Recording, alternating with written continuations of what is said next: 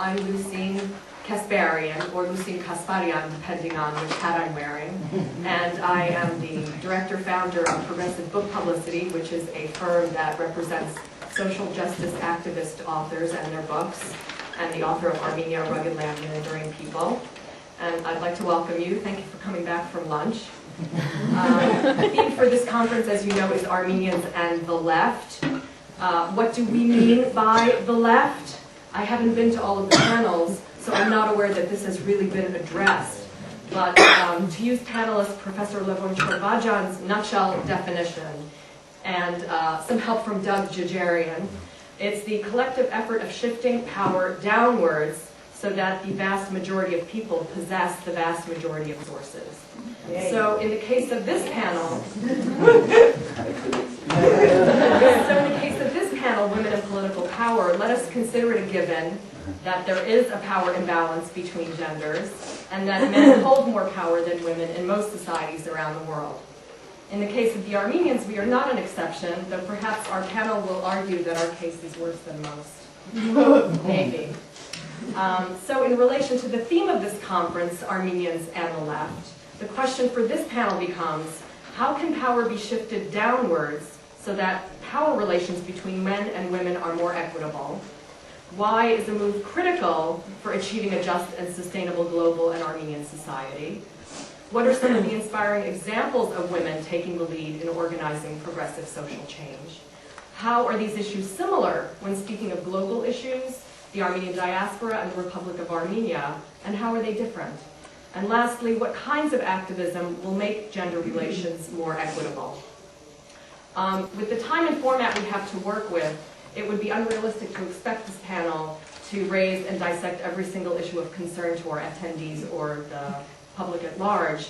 But we do hope to satisfy the objective of the conference organizers, and that is to bring progressive voices that they have invited as panelists to share their views, their challenges, and even their accomplishments with us and give us the opportunity to learn from them. So during this panel program, I just want to say what others have said, 15 minutes to 20 minutes for the panelists to present. Then I will ask a question, and then we will open it up for question and answer. So to begin, our first panelist, Nancy Krikorian, grew up in Watertown, Massachusetts, where she attended the Armenian Evangelical Church and Watertown Public Schools. Nancy possesses degrees from Dartmouth College and Columbia University and is the author of the novels Zabel and Dreams of Bread and Fire. Her poetry has been published in Parnassus, Mississippi Review, Graham House Review, Ararat, and other journals. She's the recipient of numerous literary awards, among them the Anahid Literary Award from the Armenian Center at Columbia University, the Ararat Short Story Prize, and the Tanyel Barujan Prize from the New England Poetry Club. Since 2003, Nancy has been the New York City coordinator for Code Pink Women for Peace, a women-initiated grassroots peace and social justice movement working to end the war in Iraq, stop new wars, and redirect our resources into healthcare, education, and other life-affirming activities. Nancy's a member of the Pan American Center, which is a literary organization that works to defend freedom of expression and resist censorship around the world. She's also on the advisory board for the Armenia Tree Project, which is a diaspora-supported nonprofit organization that conducts vitally important environmental projects in Armenia's impoverished and deforested zones. Nancy lives in New York City with her husband, Columbia University professor James Seamus, and their 2 daughters. Thank you, Nancy. Welcome.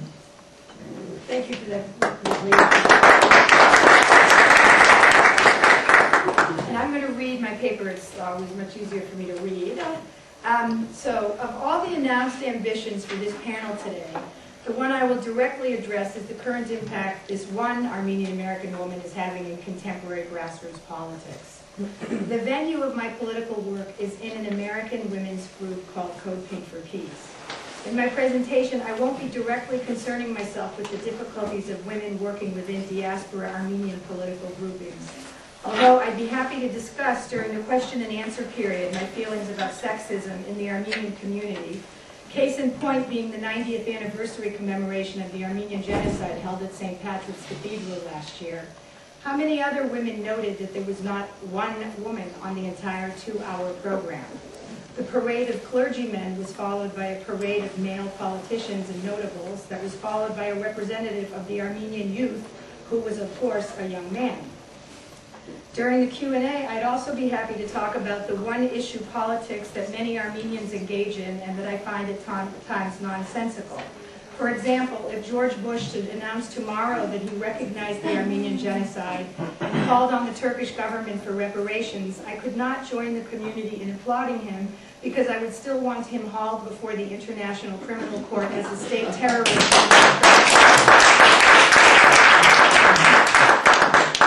But back to the main topic of my presentation.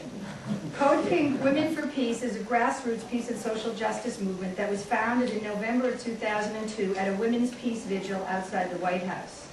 The name Code Pink was chosen as a response to the Department of Homeland Security's color-coded advisory system.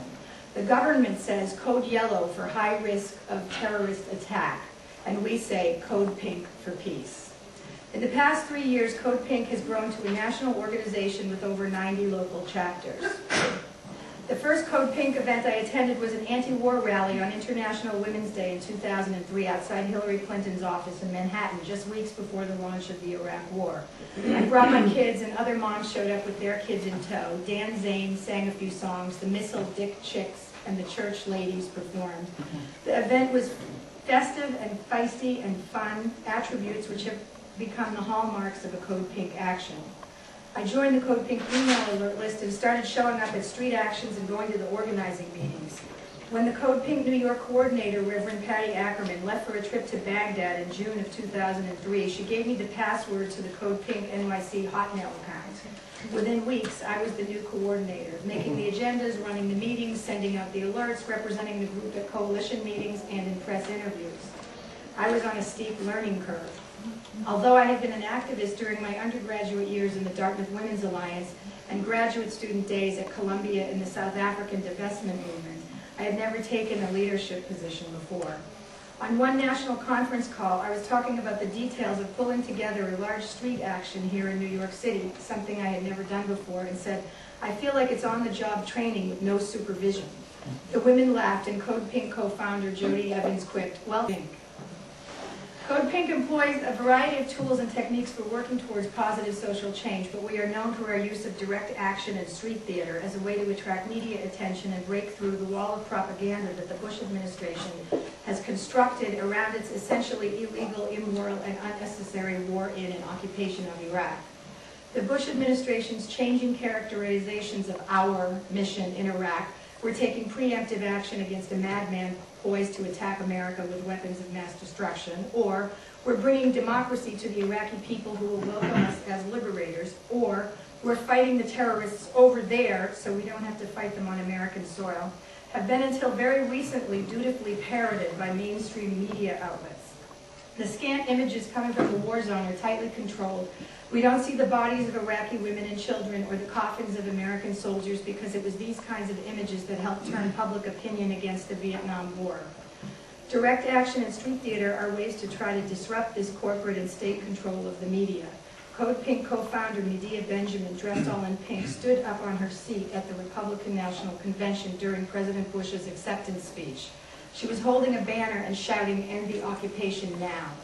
The police arrived, pulled her from her chair, and hustled her out of the auditorium. You might have seen only a flash of this on CNN, but a Pakistani taxi driver told me he had seen the whole fight, as he called it, on the nightly Pakistani cable news. When I reported that Medea Benjamin was in the back seat of his taxi, he turned around and said to her, "You are a great lady." We believe that direct action works. A recent study on environmental activism by sociologist John Anon showed that chaining oneself to a bulldozer is more likely to influence environmental policy than lobbying on Capitol Hill. And beyond having a direct influence on legislation, we believe that our street theater has an impact in our communities. It's about making an alternative version of reality visible on the streets and on the nightly news. Currently, Code Pink New York is taking the lead on a campaign to bird dog Hillary Clinton for her position on the war. In November, when Representative John Murtha called for a redeployment of troops out of Iraq, saying that there will never be a political solution to the situation in that country while there are American boots on the ground, Hillary Clinton, who is running for re-election to the Senate and plotting a presidential run for 2008, stated that withdrawing our troops would be a big mistake. In December, she sent out a fundraising letter with a national priorities survey to her New York constituents. There was no mention in the 3-page survey of the war in Iraq. She would prefer not to talk about the war in Iraq because it is a thorny political issue. The expert at dodging and waffling carefully parses her sentences in the hopes of moving to the so-called middle. Except that weeks after this survey went out, she addressed a crowd at Princeton University in the notoriously right-wing Middle East Studies department there, making bellicose threats against Iran. Newsday reported, "Hillary to the right of the Bush administration on Iran." And this is our liberal Democrat junior senator of New York. Code Pink New York attempted for a month to get an appointment with Senator Clinton, but after being stonewalled repeatedly, we decided an inside strategy would not work. 2 weeks after we launched a regular vigil on the street outside her Manhattan office, we received a call from an aide offering us a meeting. Of course, the meeting with her friendly and not particularly well-informed aide was ineffectual at best. So we're following Hillary around town and around the state, doing street actions outside her fundraising events to let her know that the Iraq war is a priority for her constituents and that we want our troops home now. If we can move her even 1/2 inch to the left, it could save many lives. The strange thing in this country is that for a nation at war, as Bush calls us every time someone questions his dubious attempts to strip us of our civil liberties and his even more dubious attempts to make torture legal, a person could go through a whole day and maybe not once think about the war in Iraq. Don't think about what your government is doing around the world that might make people hate you. Don't wonder about what your tax dollars are doing in far-off countries while poverty is on the rise across America. Do what your president tells you. Be patriotic and go shopping. Well, the women of Code Pink don't want to go shopping. We want to parade around the streets with signs saying 2,348, and that's today's number, 2,348 U.S. military deaths. How many more? We carry baby dolls wrapped in blankets stripped with red paint so people have to think about our bombs dropping on the children of Iraq. We brought a delegation of women from Iraq to this country in March of this year so they could tell their stories of life and death in wartime, life and death under American occupation. These Iraqi women made the dangerous voyage to Jordan to request visas and risked further peril by coming to the U.S. to speak out against the occupation. As they told us when they decided to come, it is worth the risks because the only people who can stop this war are the American people. Code Pink National has launched an initiative called Women Say No to War, with a women's peace proposal for Iraq that is being circulated internationally. A delegation of women, including Cindy Sheehan, the bereaved mother who camped outside Bush's ranch in Crawford this past summer, Medea Benjamin, and some of the visiting Iraqi women attempted to deliver the first 100,000 signatures to the U.S. mission to the United Nations in early March. The petitions were refused, and 4 women, including Cindy and Medea, were arrested for criminal trespass, resisting arrest, and disorderly conduct. It seems to me that in times like these, as the bodies of the dead in Iraq mount higher and higher, as our troops conduct house searches in Baghdad that leave women sobbing, children cowering in corners, and men being led off with their heads in black bags to be taken who knows where and subjected to torture. In times like these, disorderly conduct might be what is called for. Women are always underrepresented in the government processes whereby wars are declared and peace negotiated. Women and children are the ones who suffer most during times of war, whether it is from the direct effects of bombing raids or the indirect effects of tax dollars being transferred to the military from health care, education, and social services. At a recent anti-war march in Washington, our Code Pink banner read, "Make levees, not war," making explicit the connection between the devastation in New Orleans and the devastation in Iraq. We women of Code Pink are angry about the war in Iraq. We're angry about the dismantling of the New Deal social safety net. We're angry about the erosion of our civil liberties. We're angry about the destruction of our environment. And we're taking our anger, creativity, our laughter, and our passion to the streets. We'll be out on the streets again on April 29th here in New York City for the massive March for Peace, Justice, and Democracy, and we hope you will join us.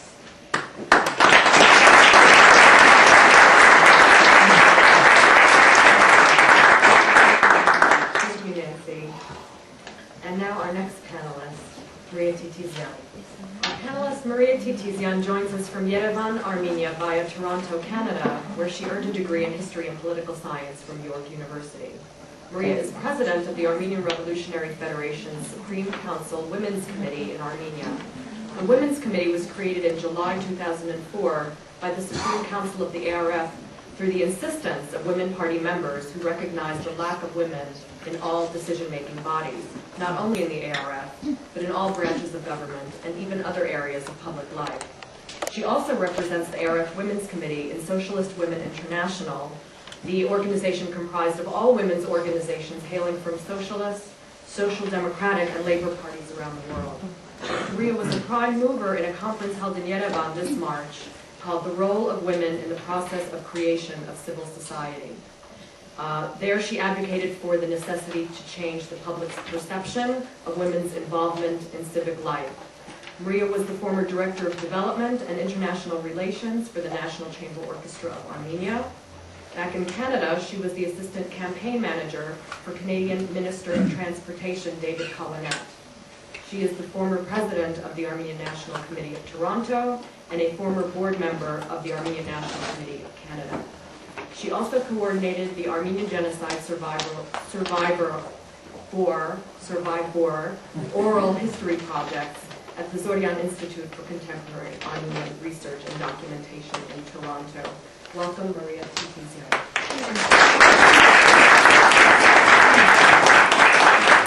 I would also like to take the opportunity to thank the organizers for inviting me all the way from Yerevan to participate in this very important panel discussion. I am also going to be reading from a prepared text to remain within the time constraint. I have unwittingly become a participant in the burgeoning women's movement taking shape in the Republic of Armenia. I say unwittingly because when I moved to Armenia in 2001, I never believed that I would be working in the area of women's rights. However, through a series of events, I became part of the process of lobbying the ARF leadership to create a women's committee to address these concerns. The more I delved into the realities of life in Armenia, the more I was astonished at the prevailing attitudes toward gender. Although there have been some positive strides towards progressive reform, the women's movement is still in its infancy, struggling to find its voice, to carve out a space in a nation, attempting to find its place in a complex and conflict-ridden region. In Armenia, the women's movement should not be seen solely as a women's issue, but an issue, if not addressed, will have serious implications for society as a whole. A woman involved in the political and social life of the country will add dimensions which impact women's and children's lives in a multitude of areas. However, men have been setting the agenda for the allocation of finances, welfare services, education, trade, agriculture, health services, foreign policy, and the list goes on. Beyond justice and fairness, the purpose of increasing women's participation in politics is not simply to increase numbers.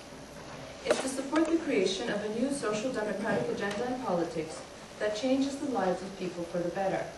There cannot be real democracy in Armenia when the largest portion of the population has little or no representation in decision-making bodies, whether that is in the executive, legislative, or judicial branches of government.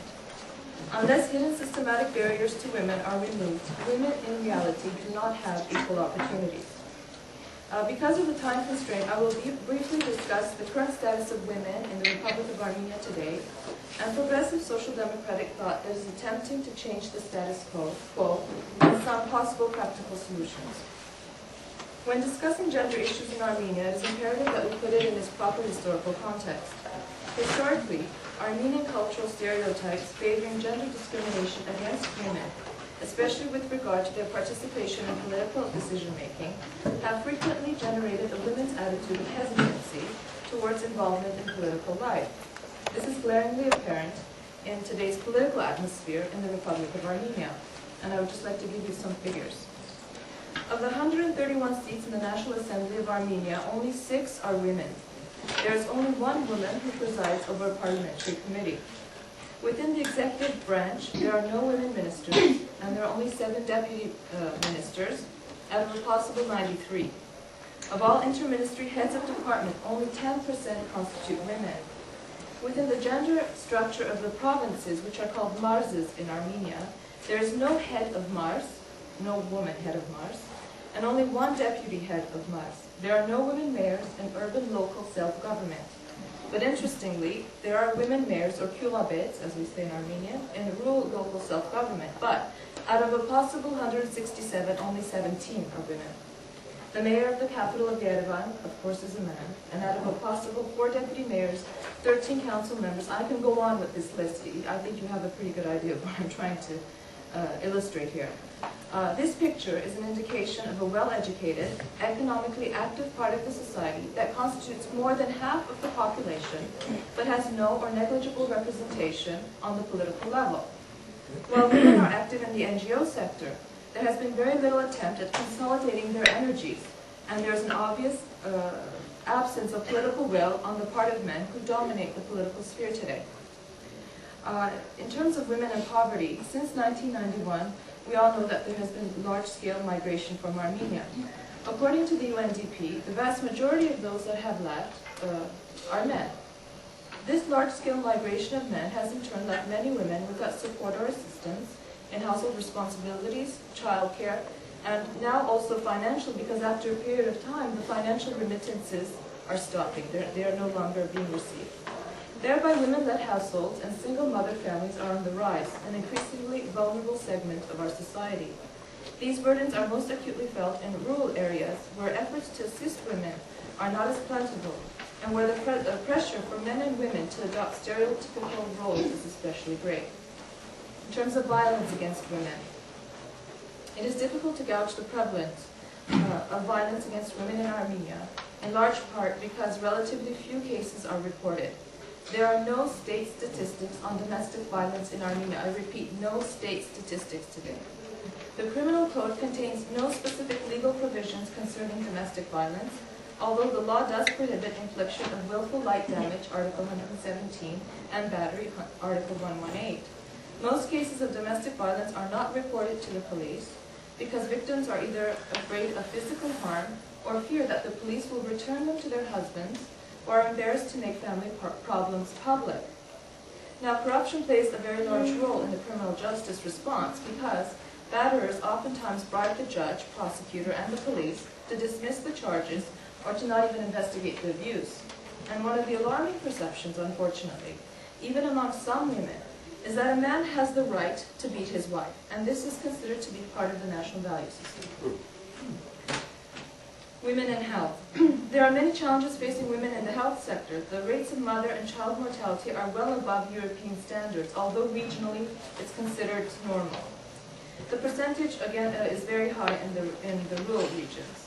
There is deterioration of women's overall reproductive health due to the lack of timely medical checkups, again, particularly true for the regions, lack of comprehensive prenatal surveillance, and increase in the prevalence of sexually transmitted diseases.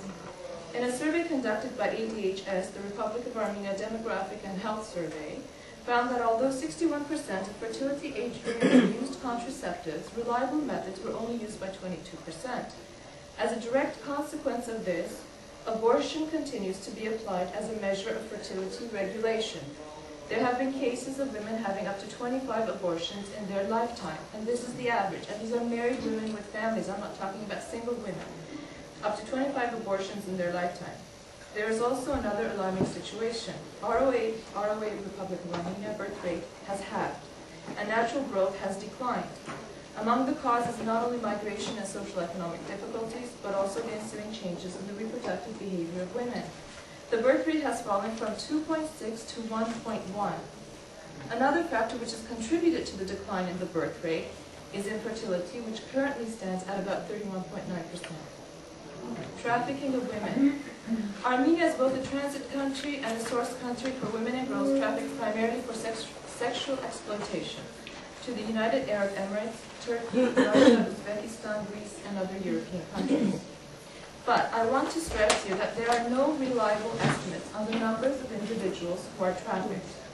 The 2003 Criminal Code covers kidnapping and trafficking under Articles 131 and 132. Additionally, Article 168 specifically forbids child trafficking and provides for increases in punishments. In January of 2004, the Armenian government approved an action plan for prevention of trafficking in persons from the Republic of Armenia for 2004-2006. NGOs and government increase trafficking prevention activities, primarily through education and mass media programs to raise public awareness. The government trained its consular corps to identify signs of trafficking and also collaborated with police and destination countries to apprehend traffickers. Authorities also established a hotline to connect victims with police, however, it only worked in certain parts of the country. Women and the economy. While making up 45% of the workforce, women constitute 66% of the unemployed. Women are employed primarily in sectors such as health and education, yet do not occupy leadership positions. Women receive fewer assets in privatization than men and are lagging far behind in business ownership, except at the micro level. With the transition to market economy and privatization of state-owned enterprises, the unemployment rate has risen, along with the violations that remain unregistered and a relatively new private labor market. The conditions of women employed in this largely unregulated private labor market suggest that the fundamental rights of women are not being monitored, creating a risk for exploitation if one considers the logic of maximization of profit. Along with the change in employment dynamics, the well-established system of social benefits has eroded significantly in most post-Soviet countries, and in this case Armenia as well. Previously ensured compensation for childbearing and rearing, free childcare, and favorable maternity leave have either declined or have provided room for discrimination in this transition economy, where limited employment opportunities have created favorable conditions for taking the most cost-efficient options, leaving almost no room for exercising the right for maternity leave and related allowances. Furthermore, higher life expectancy enjoyed by women, coupled with the decreased pension benefits as a share of total contributions paid during their economically active age, has increased the risk of aging women with eroding quality of life and high rates of poverty. Women and the media. There is an emerging trend in how women are represented in the Armenian media today. A woman is revered as a mother to the point of idolatry on the one hand, or sexually exploited through explicitly sexual ad campaigns. This disturbing tendency has found expression in commercials portraying the woman in her role as mistress, sex object, or prostitute. At election time, women and their opinions are almost invisible. Although the vast majority of journalists are women today, the media is dominated by men. The absence of interest in women's views and rights has run result. Media censorship of the views of over half the population. Women are frequently absent from TV and radio programs discussing politics and current affairs. Nowhere near are the same numbers of women heard as male politicians, commentators, pundits, analysts, interviewees, and others. This means that men are setting the election agenda in the media. Now, my objective here is not to paint a dismal portrait of Armenian women today in the Republic, although these facts and figures are disturbing, but I do believe that we can begin to change the situation.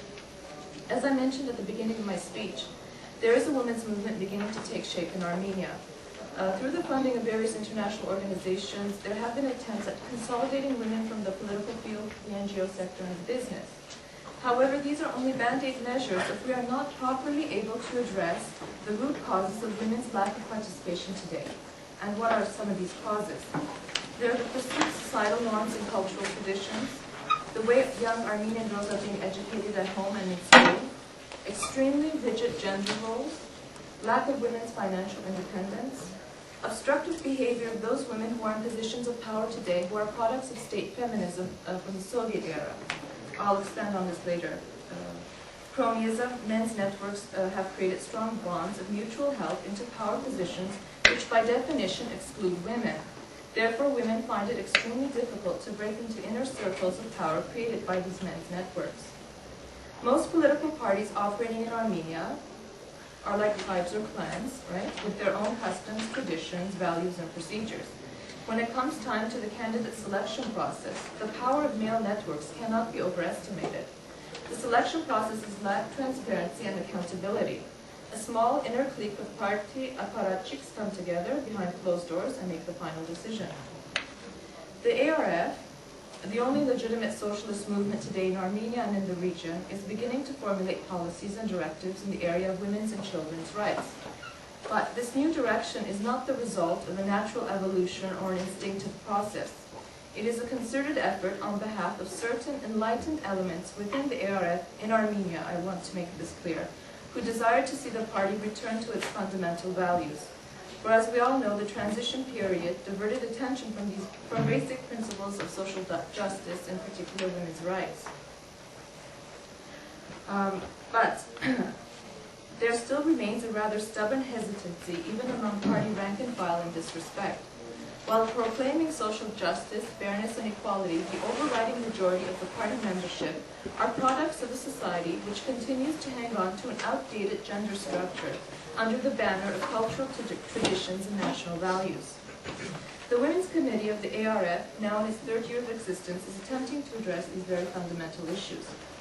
We provide training for potential women candidates. We have organized seminars, roundtables, conferences, and have visited different regions within the Republic to hear the points of view of other women. We are now holding consultations with women from different political parties to begin the very long and arduous process of building a women's advocacy across party lines. We are also working in conjunction with women in the NGO sector who have for years been studying gender dynamics within the Republic. What they have lacked all along are political allies. This is what those of us involved in political parties are trying to provide them with. Currently, there is in place a national action plan on gender, but it has no direct financing from the state budget, and with all government initiatives in this case, has not been ratified by Parliament. We intend to lobby to change the situation so that the plan is not a simple piece of paper, but one that can implement fundamental change. We will be lobbying to have the Department of Family, Women and Children within the Ministry of Labor and Social Affairs divided up so that we can have a separate department for women's issues within the ministry. We intend to lobby to have a 25% quota for party lists enshrined in the electoral code, but along with the zipper system, which means that every fourth name on the list, because in Armenia the election is with party lists, that every fourth name on the list to be a woman. It is premature at this stage of Armenia's development to discuss full parity because it would be like trying to plant an oak tree in a flower pot. It just wouldn't work. I have often heard the argument that surely political parties will not be able to find enough suitable women candidates. This argument is a serious indictment of political parties which have remained entrenched in narrow methods of working. By introducing quotas, parties can reach out into a wider pool of talent from the community than solely the previous old boys network. If they decide to take a fresh look at the way they recruit and select their candidates, it can result in more inclusive and thus more modern parties. We also hope to air a series of public service announcements to educate the public about women's role, not only as mothers, but as active members of society whose continued absence of decision-making bodies will serve as an impediment to progress and development. I have had the honor of meeting and working with extremely talented and energetic Armenian women whose participation and contribution to progressive social thought today is but a whisper. But I believe with proactive measures their voices can be made to be heard above the din of rhetoric. We cannot remain impassive or indifferent to their plight, for they are our mothers, our sisters, and our daughters. They must have their rightful place in our society, free from discrimination, free from subtle systematic barriers to their advancement in the political, social, and economic life of the country, and free from violence. The diaspora must awake from its decades-long forbearance, and women, such as the accomplished and dedicated ones like my co-panelists, must merge their energies with their compatriots in the homeland. Therefore, I hope this panel discussion will serve a practical purpose and lay the foundation for future collaboration. Thank you.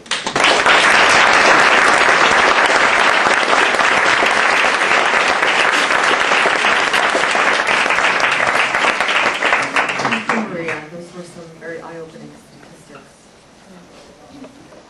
Our third panelist, Maria Armudian, is an LA-based journalist, singer-songwriter, leading environmental activist, and a political science PhD candidate at the University of Southern California.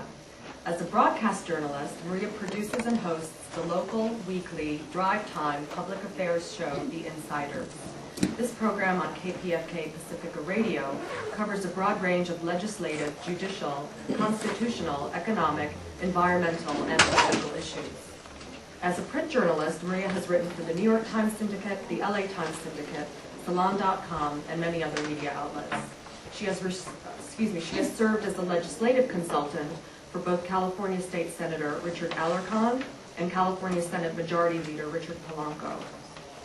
As current Commissioner of the Environmental Affairs Commission for the City of Los Angeles, Maria advises the LA Mayor and City Council on issues pertaining to environmental quality and protection. One of the many areas for which Maria has applied her formidable energies has been to investigate city and government corruption. Prior to her appointment as Environmental Affairs Commissioner, Maria was Chief Staff Person for the Joint Legislative Audit Committee, the official investigative committee of the state legislature. Under her leadership, the JLAC uncovered environmentally toxic school sites and exposed land developer Irving Moskowitz for using taxpayer-subsidized bingo operations to gain control of the city of Hawaiian Gardens, California, build a casino on the backs of the community treasure chests, and funnel millions of dollars in proceeds to finance Israeli anti-peace operations in occupied Palestine. Maria was a member of the board of directors for the Pacifica Radio Foundation and continues to serve on the board of the Los Angeles League of Conservation Voters. She is a local Armenian National Committee activist and also possesses a black belt in karate and has taught women self-defense techniques. Her first CD, Life in the New World, has just released, and along with the Noor Ensemble, Maria will be performing tonight at the Maya Lounge and selling CDs through that venue as well as her website, which is armudian.com. Maria Armudian.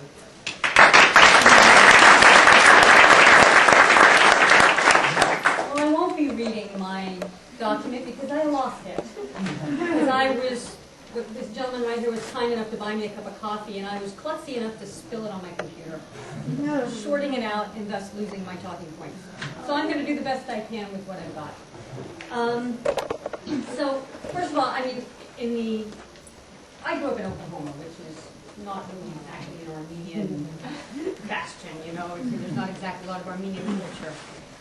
Not a lot of culture, period. Not even that. It's really a white and Saxon Protestant culture. But I moved to Los Angeles in '88. Was very heartened to be really united with my Armenian community. I had not met Armenians until I went there. And got involved first through teaching in some of the Armenian schools, through Farahian, which most of you know, and taught there for a couple of years and continued on doing various things in the political community. As you heard, I was in government for many years. Then I went to work for the legislature. And I wanted to say a few things. One is, I worked in the legislature, worked in the environmental community, as a journalist, and I worked in the music business. Most of those are not exactly conducive for, you know, equal rights for women. They really tend to be a little more male-dominated, and there really is a struggle in order to get your bearings and feel like you're in equal treatment. But what I wanted to talk a little bit about was the experiment of Pacifica first. Because Pacifica Radio, we own 5 stations. We're a nonprofit educational foundation. And I say we, I'm not on the board anymore. I guess I should remember that. But I still feel like I have some sense of ownership with it since my radio show is part of it. But it's kind of a great experiment in democracy. It's completely, each radio station gets to elect 5 members to the board, 4 members to the board. 3 are listener reps, 1 is a staff rep, and they strive for gender balance and they strive for racial balance. They don't achieve it. The experiment has been, thus far, somewhat of a failure. We sit in a boardroom and we try to have discussion. And the mission statement of Pacifica is all about peace. And the men still dominate the conversation, and the women start to talk, and the men still shut them down. Even in a culture like Pacifica, it says it's all about social justice and peace. So it's something of a human enigma. It's a puzzle that I think that we all have to wrestle with, first of all, of what is, you know, has been enculturated with us. But it is still a grand experiment that is in its infancy, and something that, you know, as people become aware, I think the first step of everything is to become aware of what the dynamics are before we can actually change them. A couple other things I wanted to say. Maria, what you are doing in Armenia is absolutely what has to be done. I say to my class, and I'm teaching undergrads media and politics, I say to them all the time, everything is politics. Everything that touches everybody's life is politics. The fact that we're drinking bottled water is all politics. The fact, everything is. Every dime that we deal with. And so if we do not have representation, women, we absolutely have no power. Power comes from being able to cast a vote. Without that, there is no power. If they count your vote.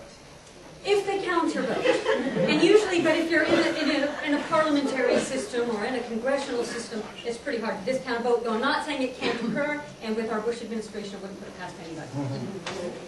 So I wanted to talk a little bit about, first of all, a context of Armenia, the diaspora, Armenians in the world context.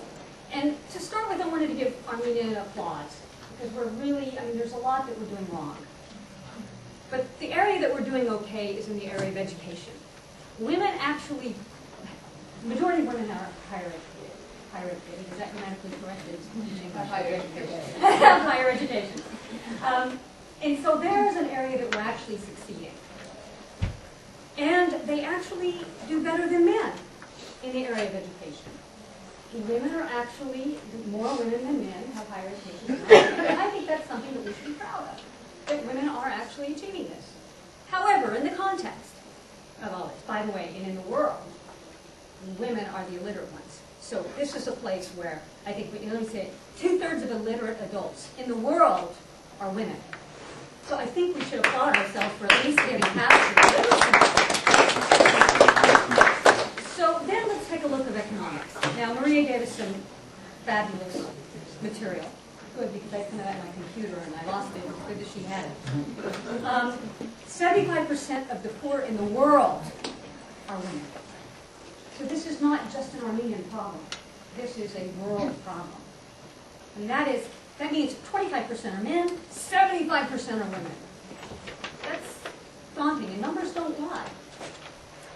So why is this? We have to go, okay, we have education, we have smart Armenian women, they're very accomplished in this area, and yet they have the bulk of the unemployment. 66%, is that what you said, Maria? I wrote down 66% in Armenia. So here in the U.S., it's a little bit better. In 1963, women earned 59 cents to every man's dollar. That's all changed now, right?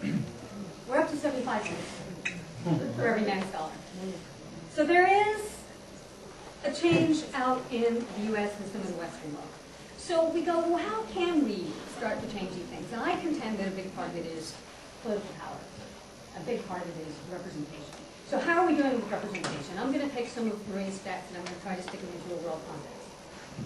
So in Northern European countries, and I could have named them all if I didn't destroy my computer, but in Northern European countries, they are up to about 40% representation of women. So you look at, I think, Norway, Sweden, Finland, you go up there. Who does? Wales, 50%. Is that true today? Yeah. Oh, good. Good. So we have one country on the planet that actually achieves gender balance. And in Armenia, we have 5%. I just did the numbers. I just crunched her numbers while she was talking, and I calculated out that we are at 5% in the face of most Northern European countries being up to 40%, with one actually achieving gender balance. So, well, the rest of the world is, I shouldn't say the rest of the world, the rest of Europe and some of the United States, we have an upward trend. Armenia definitely has a downward trend, because we started out with a little bit more representation than this. Is that right, Maria? No, not really. It started off at 7, then went dipped to 4, then went back up to 7, and now it's at 6. So Okay, good. Fabulous. yeah. Well, let me just keep going, and when she finds that, we'll incorporate it in. Ministerial posts. Most European countries, again, have an upward trend, reaching gender balance. Armenia, along with Cyprus, believe it or not, has 0. 0 women in ministerial posts. And with these economic problems, again, Maria talked about some of these things, but we're seeing prostitution, thousands of women going into prostitution, thousands of women being trafficked. And when you ask women who are leaving Armenia, 76% of them are saying, we'd stay. And they're getting taken advantage of by these traffickers because they have no economic choices here in their own country. So we have to ask ourselves, why is it that Armenia is still facing these issues, given who we say we are, and given what our history is?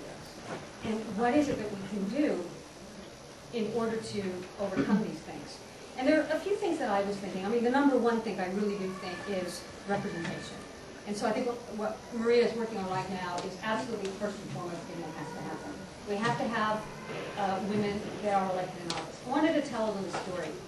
I went to Armenia in 2003. I was sent there by the USAID to work with the parliament. And the parliament was, the big issue was that they couldn't quite separate themselves from the president, that they were acting as if they were an arm of the presidency. And so what needed to be done, and they brought me up because of my work with the Joint Legislative Audit Committee, we investigated the executive branch ongoingly and said, you know, this is corrupt, and this is corrupt, and this is mismanagement, and this is improper, and put these reports out to the public so something could be done legislatively. Well, in Armenia, what's going on was that that branch of government, the legislative branch, the parliament, was just doing whatever the president wanted. So we're holding these panels, trying to talk to the parliamentarians about separate yourself out, you're a separate branch of government, you do your own research, you do your own investigations, and you legislate. These are separate things. And a couple of experiences I had. First of all, the male parliamentarians would not shake my hand. And I thought that was kind of fascinating. I was there with some other people from the U.S. who were men, and they would shake their hand and then say hi to me. And I thought it was interesting. I wasn't sure what it meant. I didn't know if it was directly sexist. I didn't know. You know. Then I went and met with some of the staff to the committees, and they were mostly women that I know with. One woman in particular really stood out. We sat down to meet with the parliamentarians. She came in and asked us if we wanted coffee. And I thought, she's very meek, very pretty woman, but very meek, kind of quiet, wouldn't really look you in the eyes. And so I thought, you know, she's been trained to be a secretary. Turns out she was the chief secretary. And so I sat down with her afterwards, sort of thinking that she probably, this whole time she was looking me in the eyes, and I didn't know what was going on. I thought she wasn't that bright. She was working on environmental issues, and we have major environmental issues in Armenia. And she said, look, you know, we don't have enforcement of environmental laws. Enforcement, by the way, is a huge issue in Armenia. We don't have, in America, too. But worse in Armenia, but it's really bad here. It's a whole other issue. I don't know if I'll have time for that. But so I said, well, what you need is to create a separate, elected, constitutional office that deals strictly with enforcement. And you could make it about environmental enforcement, you could make it about other. And so I explained to her what a constitutional office was. This is a separate branch, duly elected, completely independent, and all it does is what it starts to do, like an attorney general, right? So then I started telling her about all the constitutional offices in California, since I worked in the California legislature, once they did. And the woman took out a piece of paper and she mapped out the entire California system. And I thought to myself, this woman is absolutely brilliant.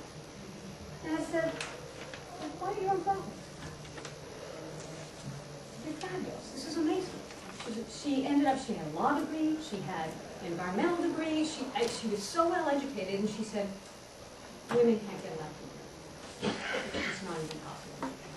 And this was kind of when it dawned on me about how much the enculturation was present in Armenia and how women were just not considered good enough to actually run for office and actually represent other women. So I felt a little bit powerless in that situation. You can't change an entire culture with a 2-week experiment while you're in Armenia. So, number one, the elected running women for office. It's going to be difficult. I think the things that are going to be needed are changes in the media. And the media has such an impact on people's belief system. And it's not just the news media, it's what's in your entertainment media. You watch your entertainment media, and what the scholarly studies are finding is that the entertainment media has more of an impact, especially if you're watching like a regular series TV show, because you're not turning your political brain on, and so it gets in there, and you get it repeatedly. You watch Law and Order, you start to develop your frames about what Law and Order is supposed to be about. So this needs to be done on the media side of Armenia, with media ownership, and I don't even know what the media ownership is there. I'm not even sure how that all works. But it has to be done both with the fiction kind of programming, it has to be done with the news media. If women don't see women in these positions of power, they will never believe that it is okay. never be enforced, and their issues will never be talked about. It has to be an entire culture. And it's both. I mean, men aren't going to see that women should be treated in these ways with this kind of respect unless they start to see it. So media programming for sure. I often thought about ways in which to deal with the economic issues in Armenia. And I think about this in many places because we're talking about the bottom-up, top-down kind of a approach to things. And I hate that semantic of bottom down. It just sort of creates a hierarchy where I don't like to see a hierarchy. And language does amazing things like that. But one of the things I've thought about is co-ops. And when you watch these co-ops, there's one up in San Francisco that's a food co-op. It's owned by 200 workers called Rainbow Grocery. They make more than any other grocery store. They're a non-profit. Every single person, every single one of those 200 worker owners makes $50,000, $60,000 a year for stocking milk. They work out their arrangements so that they work when they want to work. They don't work when they don't want to work. They have incredible health benefits. They have yoga benefits. They have massage benefits. And then they, on top of it, give money back to the community. It's not a for-profit operation. It's a worker co-op. And the most beautiful part of it is it's run as a democracy.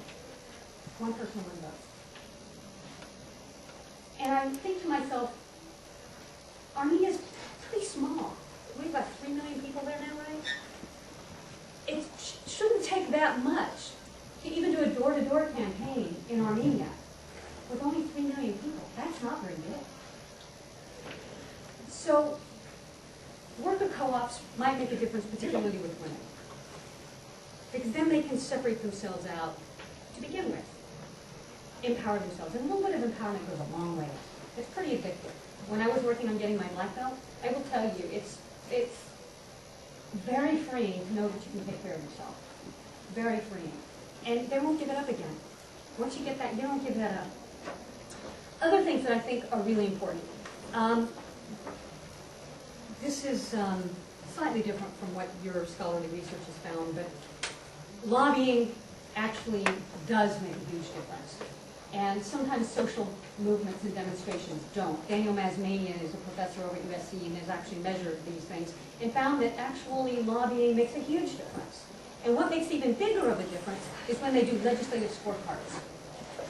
So these political action committees and other kinds of lobbying groups, when they actually score their parliamentarians or their legislators on their issues and give them a score and hand them out to the constituents, this is how they voted on your issue. And look, this parliamentarian has a 0% on women's issues. You really want to elect that guy again? There's only 3 million people in Armenia. I just don't think it would be all that hard to be able to show 3 million people who's in and who's out. And so, I'm going to do this in less than 3 minutes. Finally, in creating a ministerial post for women, I would argue that it has to be a separate, elected, constitutional office for which only a woman can apply.